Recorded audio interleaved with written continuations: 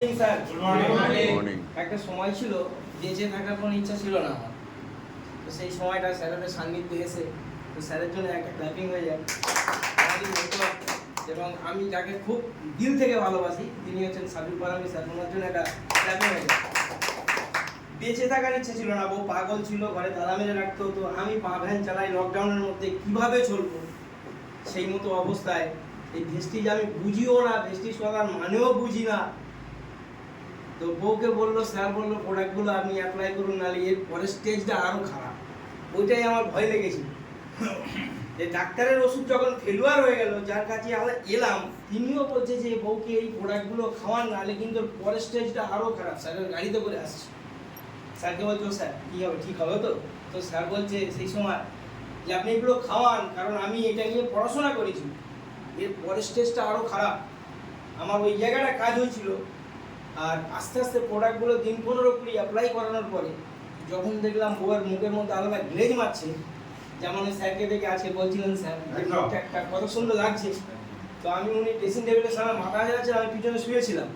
তো আমি সেখানে দেখলাম, আমি বললাম তোমার মুখটা বেশ আগে থেকে চকচকে লাগছে না? বলো দাস তুমি মজা করছো? না না, একটু ভালো করে দেখো।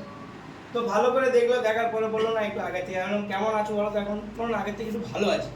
তাহলে ঠিক আছে, অ্যালোপ্যাথি মেডিসিনগুলো থাক, তুমি এগুলোই আস্তে আস্তে খাওয়া, যত কষ্ট হোক আমি কিনে কিনে তোমায় দেবো। তো স্যারেরা আমার অনেক হেল্প করেছিল। ভেস্টিজে সত্যি একটা বিরাট বড় প্ল্যাটফর্ম। ভেস্টিজে আমি কল্পনা করতে পারিনি কোনোদিন যে এরকম একটা সেক্টর আমি পাবো।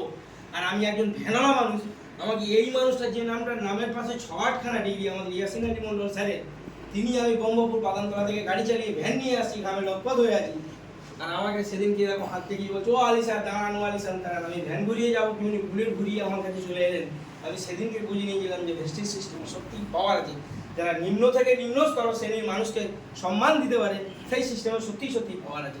তো আমি বেশি কিছু বলবো না, অনেকটা বড় প্রোগ্রাম হয়ে যাবে, আমার জীবনে একটা ইতিহাস ঘটতে চলেছে। আমি ভ্যান চালাতাম, আমাকে কেউ কোনোদিন স্যার বলতো না, এখন সবাই স্যার বলে। স্যারের মতো লোক আমাকে স্যার বলে, আমি খুব প্রাউড, আমি খুব নিজেকে খুব ধন্য মনে করি।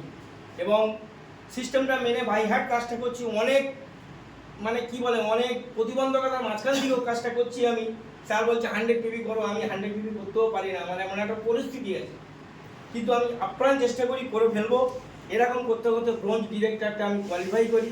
আগামীতে স্যারের সামনেই কথা দিচ্ছি, স্যার ক্রাউন মারবে, আমি ওই মাসেই সিলভার মারবো, আমার একটা টার্গেট আছে।